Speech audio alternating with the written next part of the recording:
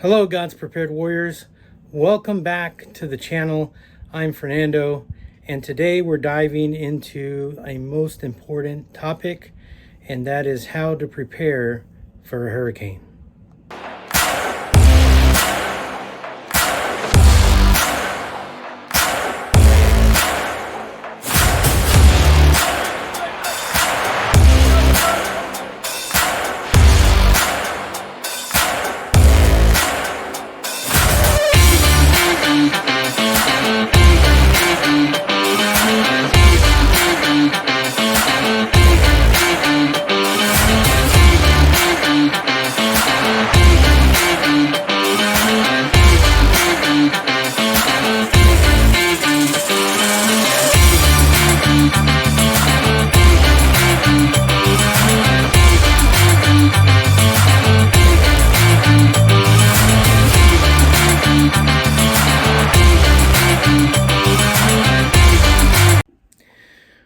Whether you live on the coast or inland, understanding and preparing for these powerful storms can make the ultimate difference. So today I want us to talk about practical steps you can take early on so you're not scrambling when the storm is approaching. Now, prepping early for a hurricane isn't just about stocking up on supplies. It's about creating a plan, understanding your risks, and ensuring that your family knows what to do. The key is to start before the hurricane season ever begins. And it's very important because hurricane season begins June 1st of this year, and we are limited in time to get ready. But let's talk about some practical steps to get you and your family there. First thing you want to do is create a hurricane plan, right? You want to establish a family emergency communication plan. You want to be able to put together that plan on how you will communicate. You have to remember that sometimes these storms take out infrastructure, right? As far as telephone lines, means of communication will be broken down there. Cell towers could be affected. So you really need to sit down and create an emergency communication plan around different scenarios in the event some of these things are out, right? So that's very important to be able to do that. Know your evacuation routes, right? If you live in larger cities, there are some evacuation routes that are published. So you might want to check those out, see what they are, what it looks like to get out of the city, or get out of the beach or wherever you are, right? That the hurricane is coming in. You want to be able to find out what those routes are. Prepare for different scenarios, whether you need to evacuate or you need to shelter in place, right? So what does that look like, right? If you're going to evacuate, you need to know those routes, and it's good to put together an evacuation route plan, right? I would anticipate heavy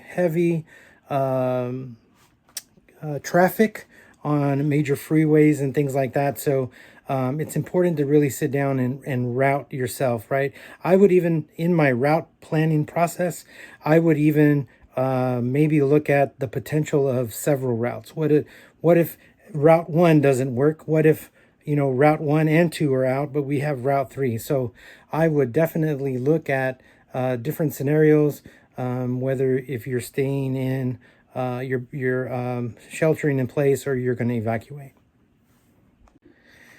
The second thing you want to do is gather supplies, right? Stock up on non-perishable food and water to last you at least a week, depending also on how big the storm is. Include medical supplies. Those are very important. A first aid kit, flashlight. You're going to need batteries unless you have the flashlights that can charge. Those are perfect. So make sure you have flashlights available and personal hygiene items. You're definitely going to need that kind of stuff. And don't forget pet supplies. Some of us have pets, right? And so we also want to make sure that we're prepping for our pets. We want to make sure they have food. We want to make sure that you have those things in place for your pets. Now, I always say it's good to have important documents. This is the third one. Secure important documents, right? Keep copies of your essential documents like your passports, your birth certificate, insurance policies. In the event that something happens to your home, you want to have that information. Medical records, you want to have that on hand in case of an emergency. And you want to have them in a waterproof container to be able to weather the storm. So these are important things to have. Number 4, you want to prepare your home, right? Inspect your roof, your windows, and your doors. Reinforce them if necessary. You might have to do that.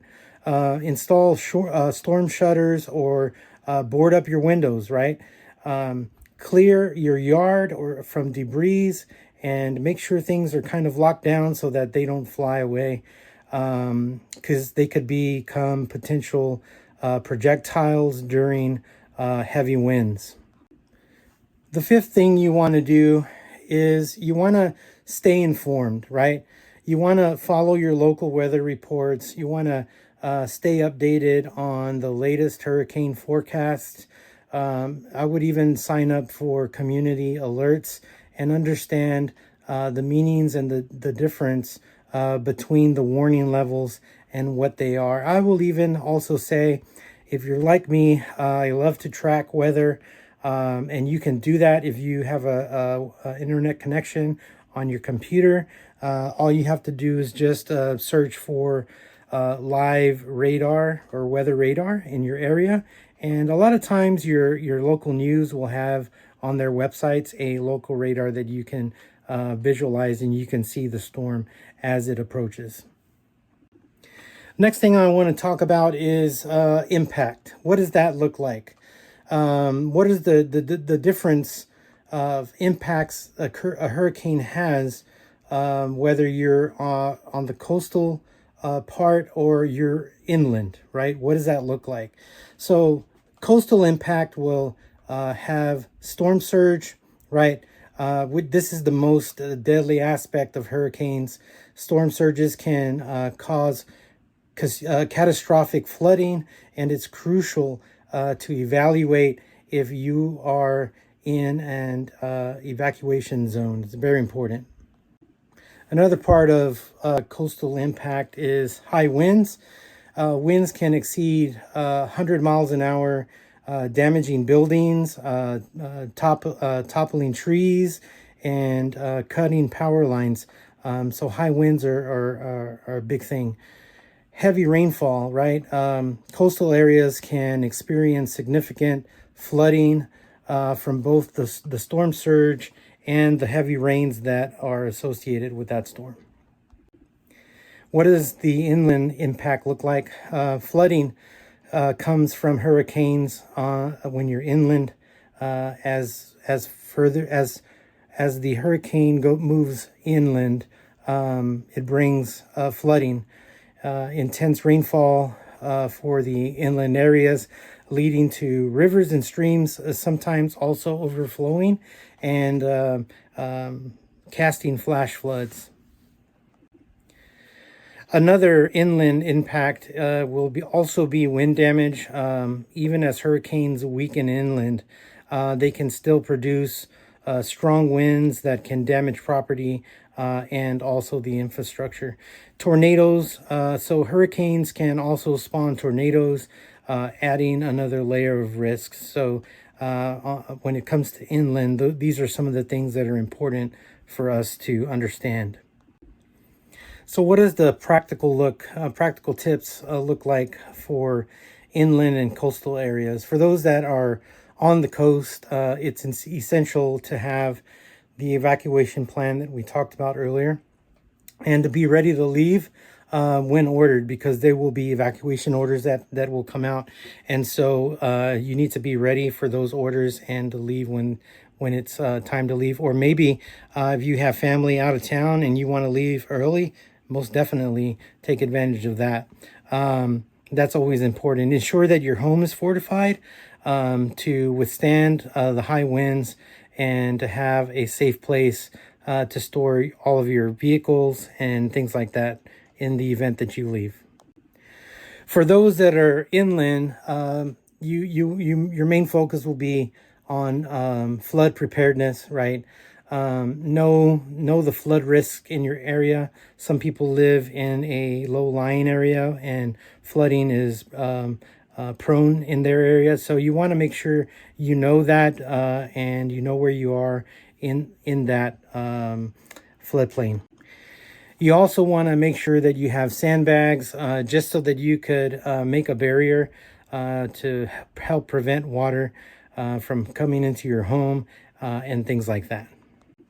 And as I always say, even in uncertain times like times of bad weather, hurricanes and things like that, preparing for a hurricane or a severe storm is all about protecting yourself and your loved ones. But let's not forget our spiritual preparedness, right? In Psalms 46:1, we're reminded that God is our refuge and our strength and an ever-present help when we are in trouble. You see, while we take practical steps to prepare, let's also anchor our faith in God, knowing that He is with us even through every storm that happens in our life. It's important for us to be prepared, so I would encourage you guys to take advantage of starting early and prepping for the hurricane season that is upon us. And maybe, what does that look like? Maybe it's, buying your building materials and going ahead now and taking some plywood and measuring your windows, cutting out that for your windows. So that way it's already done and all you have to do is put them up and put them in place. So preparing is not preparing when the storm is almost here. Preparing is even now, before the season. Maybe it's stowing those things away even after the season so that you can use them for the next season. And as you prepare, you actually create a stockpile of preparedness items for your home in the event of severe weather. Guys, I hope this helps. I want to thank you for watching God's Prepared Warrior channel. And don't forget to like, share, and subscribe to the channel for more tips on preparedness. And I just want you guys to remember to stay safe, stay prepared, and God bless. Hey guys, this is Fernando, God's Prepared Warrior. Thanks for watching. And don't forget to like, comment, share, and subscribe to my channel.